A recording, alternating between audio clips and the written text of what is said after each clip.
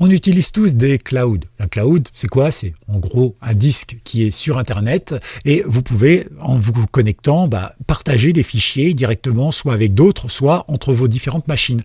Par exemple, vous prenez une photo avec votre smartphone, et bien si votre smartphone est relié au cloud, et bien automatiquement la photo va partir sur Internet dans le cloud et comme ça, vous pouvez y avoir accès depuis votre ordinateur ou depuis votre montre connectée ou un autre appareil. C'est vachement bien. C'est vrai que la majorité d'entre nous s'en servent. Je crois que ça doit être dans les 80-90% de la population, au moins française. Donc voilà, tout le monde utilise ce genre de technologie et en général, ça se passe très bien. Le seul truc, c'est que c'est pas forcément bien paramétré pour optimiser d'abord vos envois, vos réceptions et tout ça. Et en plus de ça, ça peut abîmer votre machine si elle est mal réglée. Alors je vais vous montrer 8 astuces aujourd'hui qui vont vous permettre de gagner en productivité et aussi d'économiser votre machine. Pratique. Bienvenue à tous.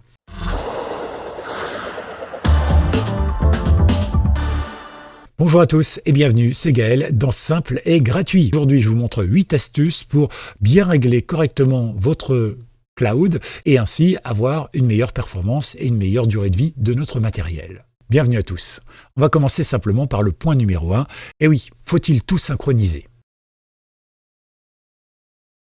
Alors le premier problème, c'est évidemment la taille. C'est-à-dire que quand vous avez des fichiers, par exemple, je fais une sauvegarde de mon ordinateur, est-ce qu'elle a besoin, cette sauvegarde, qui fait plusieurs gigas, d'être synchronisée avec mon smartphone ? Non, elle a besoin d'être synchronisée avec le cloud parce que ça va me faire une copie de sauvegarde. Comme ça, si jamais mon ordinateur rend l'âme, je peux récupérer la sauvegarde soit depuis un autre ordinateur, soit depuis un nouvel ordinateur, soit par exemple depuis mon smartphone, même s'il n'y a pas beaucoup d'intérêt sur le smartphone. Mais globalement, vous comprenez le principe. Donc c'est important effectivement de pouvoir envoyer des choses. Maintenant, ce qui n'est pas forcément important et opportun, c'est de récupérer toutes les choses. Est-ce que sur mon smartphone, j'ai besoin de récupérer un point de restauration de Windows ? Non. Mais par contre, je peux très bien stocker un point de restauration de Windows sur mon cloud si le cœur m'en dit et si j'ai la place. D'accord ? Donc c'est le principe. Et pour évidemment gagner du temps et de la performance, je vous invite justement à faire le tri. Donc pour ça, c'est très simple, on va utiliser 2 clouds dans les tests que je vais vous proposer. Premier cloud, ça va être Google Drive et le deuxième, un petit peu plus technique, c'est Mega. Comme ça, vous aurez vraiment 2 façons de voir différentes et puis comme ça, vous adapterez très facilement à Apple Cloud, à OneDrive, à qui vous voulez. Ok ? Donc la première chose qu'on va faire, c'est passer sur le côté, ça me paraît important. Donc là, par exemple, si je vais sur Google, notre but, c'est de sélectionner ce qu'on veut synchroniser ou pas avec notre ordinateur. Alors Google fonctionne d'une manière assez particulière. Quand vous avez le logiciel Google, d'accord, vous allez ici sur la petite roue crantée où c'est marqué Autre option, puis Préférences ici, et ensuite vous allez sélectionner ce que vous voulez, mon ordinateur ou Google Drive. Comme je vous l'ai dit là pour l'instant, l'idée c'est de continuer à envoyer tout ce qu'on veut sauvegarder, mais l'idée c'est de ne pas récupérer tout ce qu'on veut, parce qu'on n'a pas besoin à chaque instant d'avoir tout. Ok ? Donc là on va aller sur la partie Google Drive puisque c'est ça qu'on veut paramétrer. Et on va aller ici dans ouvrir l'explorateur de fichiers. On arrive ici donc sur l'explorateur de fichiers et j'ai ici mon Drive. Ok, je clique dessus et en cliquant dessus, j'arrive avec tout le contenu de mon Drive. Ok, donc ici par exemple, c'est des cours dans une des 2 langues de Bretagne. Okay. Et donc, par exemple, maintenant, là, tout ce que vous voyez, c'est, on va dire, des raccourcis sur Internet. Donc, ça pèse rien et ça pose pas de problème. Okay. Maintenant, j'aimerais avoir accès à ce fichier toujours et pouvoir le modifier aussi directement depuis mon ordinateur. Donc, comment je fais pour choisir de le synchroniser ? Je fais un simple clic droit, par exemple, et je vais aller dans Afficher plus d'options. Voilà, pour ceux qui sont sur Windows 10, vous arrivez directement sur cette interface. Et ici, vous avez une ligne qui s'appelle Accès hors connexion. Et quand vous passez dessus, vous voyez que vous avez un petit menu qui s'ouvre. Soit vous avez Disponibilité hors connexion, soit vous avez En ligne uniquement. En ligne uniquement, ça veut dire qu'il vous faudra forcément Internet pour pouvoir interagir avec ce fichier. Mais si vous le mettez disponible hors connexion, il va vraiment créer le fichier sur votre disque. D'accord ? Il va le synchroniser si vous faites une modification, etc. D'accord ? Donc là, par exemple, admettons que je le veuille, je vais cliquer simplement sur Disponible hors connexion. Et du coup, il va se mettre physiquement sur mon ordinateur et prendre la place. Donc si mon fichier fait 200 gigas, en fait, ça va faire 200 gigas sur mon ordinateur. Ok ? Mais si j'en ai pas besoin, c'est pas la peine que je le fasse. Pas la peine que j'occupe 200 gigas sur mon ordinateur pour un fichier dont je vais pas me servir ou qui est juste une sauvegarde. Ok ? Pour un dossier, c'est pareil. Un petit clic droit, par exemple, vous arrivez ici, hop, vous cliquez sur le même truc, accès hors connexion et disponible hors connexion ou en ligne uniquement. C'est vous qui choisissez. Ça, c'est pour Google. Voyons maintenant comment ça se passe pour un autre, pour vous donner un deuxième exemple. On va aller sur Méga. Donc, je vais faire un petit clic droit. On va aller, par exemple, sur Paramètres. OK. Ensuite, ici, alors ça dépendra des interfaces. On va aller dans Synchronisation. Et dans Synchronisation, vous pouvez ajouter ce que vous voulez synchroniser, simplement. Donc ici, vous avez l'endroit de synchronisation et vous pouvez choisir ce que vous voulez faire. Vous pouvez même définir ce qu'on appelle des exclusions. Ça veut dire par exemple tout sauf les fichiers audio, vidéo ou les fichiers .back par exemple, etc. etc. D'accord? Donc là, par exemple, moi pour le test ici, j'ai choisi de télécharger uniquement 2 dossiers. Ok, c'est valable évidemment pour macOS, pour Linux et pour Windows, ce que je suis en train de vous montrer. Donc voilà un petit peu comment on règle ce petit problème de tout est trop synchronisé. Deuxième problème qu'on peut avoir maintenant, c'est notre disque dur. Comme vous le savez, il existe 2 types de disques durs. Vous avez les disques durs HDD, donc comme cela par exemple, avec un disque de métal à l'intérieur et puis une tête de lecture un petit peu comme une platine vinyle par exemple. Et puis vous avez ce qu'on appelle les HDD qui correspondent, allez grosso modo je vais donner une mauvaise image, mais globalement ce serait comme une clé USB. D'accord? En gros ce sont des puces qui vont écrire directement les choses. Donc vous avez 2 technologies différentes dans les HDD et dans les SSD. Le HDD, il est fragile, il n'aime pas être secoué, notamment quand il est en utilisation. Il est un petit peu plus lent. L'autre, le HDD, qui est donc, ça ressemble à un disque dur, j'en ai pas sous la main, mais ça ressemble à un disque dur comme ça. Vous mettez sur votre ordinateur et puis c'est plus rapide, c'est évident. Et en plus de ça, vous avez un taux de transfert beaucoup plus efficace, mais il n'aime pas les écritures. C'est-à-dire qu'à chaque fois que vous écrivez un fichier sur votre ordinateur, eh bien à chaque fois, il va, entre guillemets, comme décompter la possibilité totale. Je schématise, ça se passe pas tout à fait comme ça. Mais globalement, il est sensible aux écritures. Plus vous écrivez, plus vous l'abîmez, pour faire simple. Ok, on reviendra là-dessus une prochaine fois. Si vous le souhaitez, vous mettrez ça dans les commentaires. Alors justement, le problème du cloud, comme je vous l'ai dit, c'est toujours de synchroniser. Vous synchronisez donc en envoyant tout ce que vous voulez. Donc ça, c'est de la lecture pour le disque dur. Donc c'est pas un souci. Mais par contre, en réception, quand vous réceptionnez vos fichiers qui sont sur le cloud, sur votre ordinateur ou sur votre disque de smartphone, par exemple, vous êtes souvent en SSD. Et le SSD, il n'aime pas les écritures. Donc si par exemple, moi je prends une photo avec mon téléphone, je suis dans une soirée, par exemple, je vais prendre 200 photos, d'accord? Automatiquement, parce que c'est réglé comme ça part dans le cloud. Et automatiquement, parce que c'est réglé comme ça, sur mon ordinateur, il récupère les 200 photos. Vous imaginez que je fais ça tous les jours, d'accord? Ça fait déjà 200 fois 365, ça fait déjà un paquet, sans parler bien sûr de l'utilisation habituelle. Ça, c'est juste pour la synchronisation. D'accord? Donc vous imaginez que très rapidement, on va multiplier le nombre d'écritures et user un peu plus vite notre SSD. Donc l'astuce quand on a un cloud, c'est si on en a un, et c'est toujours mieux, d'avoir un disque dur SSD pour le système, et puis pour tout ce qui est fichiers, dossiers, cloud, etc., programmes et compagnie, vous mettez ça sur un HDD, ok? Sur l'ancienne technologie. Alors je vous montre comment paramétrer ça sur les différents clouds. Donc par exemple, ici on reprend Google, ici, on va aller ici dans Paramètres, dans Préférences toujours, et ensuite ici vous avez ouvrir les paramètres avancés. Et puis vous descendez. D'accord, vous descendez ici, il faut juste que je trouve le bon, ici, voilà. Répertoire local des fichiers mis en cache. D'accord? Et donc là où est-ce qu'il va me les mettre? Moi, par exemple, il me le met sur mon D, dans un dossier que j'ai appelé Système, et il s'appelle Drive FS. Ok? Pourquoi? Parce que mon disque dur C, c'est un SSD, et mon D, c'est un HDD. Du coup, comme le HDD, lui, il ne craint pas les écritures, en réalité, c'est pas un problème. Ok, donc c'est vrai que ça fait partie des petites choses qu'il faut savoir, c'est que vous abîmez plus vite votre disque dur si jamais c'est un SSD et que vous mettez un cloud à tourner dessus sans arrêt. Ok, c'est comme par exemple celui qui a un NAS. Celui qui a un NAS et qui met que du SSD à l'intérieur, oui c'est super rapide, mais ça veut dire qu'il va s'abîmer plus vite. En plus un NAS ça bouge pas vraiment, donc il n'y a pas franchement que des obligations à mettre un SSD à l'intérieur. Maintenant, comment on fait pour Mega? Bah, c'est pareil, ici on va cliquer, on va clic droit, donc on va dans paramètres. On n'est pas obligé d'aller là, on peut aller directement dans dossier, c'est vrai qu'il y a ça. Et donc ici on se retrouve tout simplement avec, vous voyez, des dossiers par défaut et dossiers de téléchargement. Donc ça c'est mon cloud et ça c'est mon disque dur en interne. Et donc vous voyez que ici je suis bien à nouveau sur le D parce que ça me permet simplement de pouvoir avoir accès à mes infos, mais sur mon HDD et non pas sur mon SSD. Ok, donc après vous avez plein de paramètres, hein, c'est à vous de voir. On va passer au point numéro 3 et là c'est vrai que c'est quelque chose, on ne le voit pas vraiment, mais ça peut vraiment vous embêter et vous faire ralentir. Encore une fois, on va parler du SSD parce que c'est un gros problème qu'il y a avec ça. Comme ça n'aime pas les écritures, eh bien vous devez absolument faire attention aux dossiers temporaires de votre cloud, au dossier cache, au dossier AppData, au dossier log. Parce que sinon, eh bien vous allez vous retrouver avec beaucoup de fichiers qui vont être écrits. Ok, donc là, comment vous allez faire? Bah, c'est très simple en réalité. On va aller par exemple sur Google, ici, on revient là. On va toujours dans les paramètres et on va aller ici dans les préférences. Nickel. Et ici, on va regarder simplement ce qu'il y a dans Google Drive.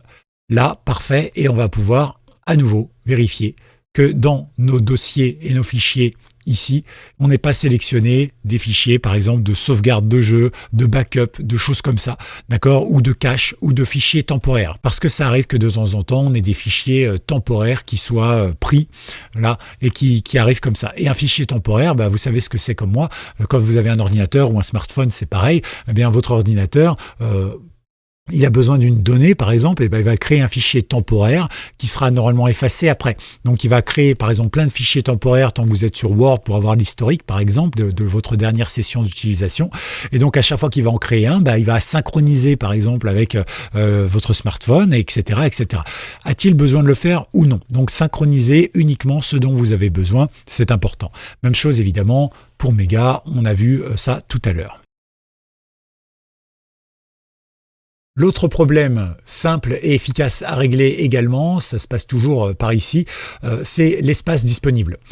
Quand vous avez un HDD par exemple, donc un disque dur ancienne génération, eh bien quand vous n'avez plus beaucoup de place, il rame, il a du mal à trouver de l'espace pour trouver l'endroit où il va écrire les fichiers.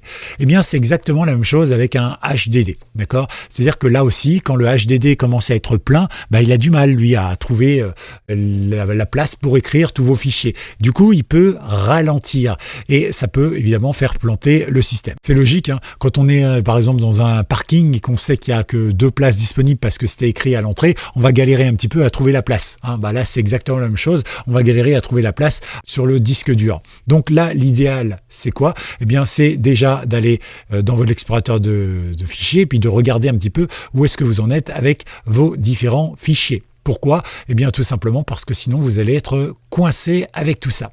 Parce que si effectivement ici je suis plein, il va commencer à ramer, il est possible que les fichiers temporaires au bout d'un moment, il les expulse alors que j'ai pas enregistré mon travail et il fait planter le système parce qu'il a plus de place, etc. Donc là encore une fois, prudence, vérifiez bien tout ça. Et encore une fois, quand vous êtes sur Google par exemple, ou sur Mega, puisque ça change rien.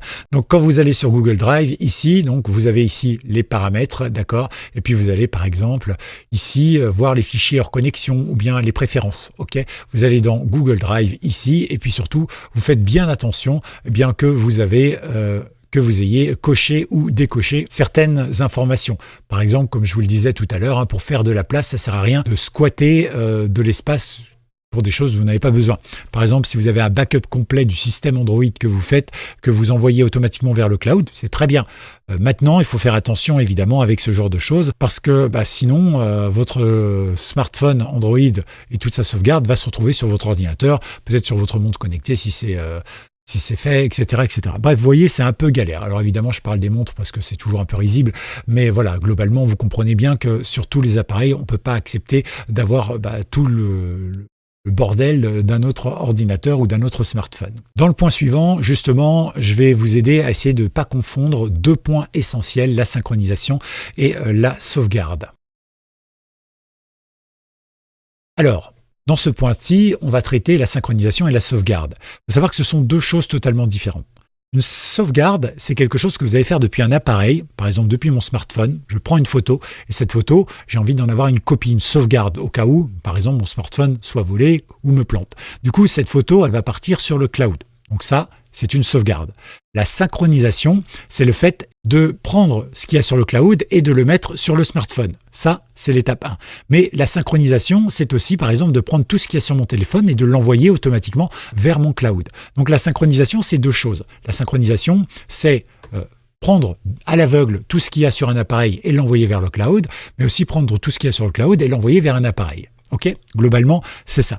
Et il faut faire attention, encore une fois, parce que non seulement ça utilise de la bande passante, de la data, 3G, 4G, 5G, Edge, pourquoi pas, si vous êtes un petit peu comme moi perdu en centre-Bretagne, mais voilà, globalement, vous allez faire ça. Et en plus de ça, ça peut abîmer votre disque, ça peut ralentir votre système, et tout ça pour des choses dont vous n'avez absolument aucune utilité. Tout à l'heure, on va voir comment surveiller la synchronisation, mais d'abord, on va parler des conflits. Et oui, il peut y avoir des conflits. Par exemple, vous travaillez sur un fichier, là, vous êtes en train de travailler sur votre fichier texte depuis votre smartphone. Et puis, vous le laissez comme ça, puis vous êtes appelé, vous faites autre chose, vous arrivez sur l'ordinateur, vous dites, tiens, je vais continuer à bosser. Donc, vous récupérez le truc, etc. Mais en fait, comme il est toujours ouvert sur le smartphone et que vous commencez à modifier sur l'ordinateur, eh bien, au bout d'un moment, il pourrait y avoir un conflit parce que vous avez deux sessions qui sont ouvertes et du coup, vous allez vous retrouver avec deux fichiers qui vont être les mêmes fichiers, écrits de la même manière et tout ça, mais avec deux contenus différents. Et lui, il va se dire, lequel je garde, puisque les deux sont ouverts en même temps, donc il y a la même date de modification, etc., etc. Et donc là, ça risque d'être un problème pour lui. Il faut donc surveiller ce genre de choses. Alors pour ce faire, on peut vérifier simplement si les fichiers que l'on a, par exemple ici sur Google Drive, ça se finit par conflit, d'accord? Ici vous en avez, alors j'en ai pas moi, ici j'ai pas d'erreur, mais normalement ici vous pourriez avoir tinzou.pdf.conflit par exemple, et il vous dirait qu'il y a un conflit à ce moment-là. Donc dans ce cas-là, c'est à vous de surveiller, ok? Alors ça, c'est surtout valable sur les drives, sur les clouds, qui proposent de l'édition de documents, comme par exemple quand vous êtes sur Google Drive. D'accord ? C'est vrai que Google Drive permet ici de pouvoir prendre un fichier et le modifier, que je sois hors ligne, en ligne, moi tout seul ou plein de gens à qui j'ai donné les accès, etc. Donc c'est vraiment génial. Pour ça, il n'y a pas de souci. Mais encore une fois, ça peut être source de conflit, donc il faut faire attention. Ceci dit, c'est rare que ça arrive, parce que Google est vraiment puissant là-dessus. Je ne ferai jamais l'apologie de Google en termes de récupération de données. Par contre, en termes de capacité et de performance, là, il n'y a pas grand-chose à critiquer. Il faut aussi savoir reconnaître ce qui est. Point numéro 7, nous allons vérifier la synchronisation. Ça, c'est quelque chose d'important. En effet, un fichier ne peut pas se synchroniser. Il est peut-être en erreur ou il est resté bloqué. Et des fois, on ne le remarque pas. Du coup, on pense que c'est sauvegardé et ça ne l'est pas. Donc, ce qu'on peut faire ici, on peut aller par exemple sur Google, on reclique dessus, on arrive donc sur l'écran d'accueil. Ensuite, on a activité de synchronisation et vous voyez que ici, la synchronisation, elle a bien été faite. Et pour Mega, c'est exactement la même chose, on vérifie régulièrement. Donc ici, par exemple, que le log a bien été envoyé avec la petite couleur verte, sinon ce serait en rouge, simplement. Ok, donc vous voyez que c'est une petite vérification qu'il faut faire de temps en temps. On a toujours tendance à se dire, la technologie, ça fonctionne bien, mais en réalité, c'est là qu'il y a des problèmes. Voilà, c'est exactement comme pour le cas de ceux qui mettent, par exemple, leur empreinte digitale pour déverrouiller leur smartphone. On a vu que c'était dangereux, qu'aujourd'hui, il y a des attaques qui fonctionnent là-dessus et qu'on ne peut pas faire grand-chose si on met bêtement son empreinte sans arrêt pour déverrouiller ses accès régaliens. D'accord ? Pour les choses importantes comme la banque, les emails, etc. Non, n'utilisez pas l'empreinte digitale, c'est dangereux. Donc ça, on a déjà vu ça dans une vidéo.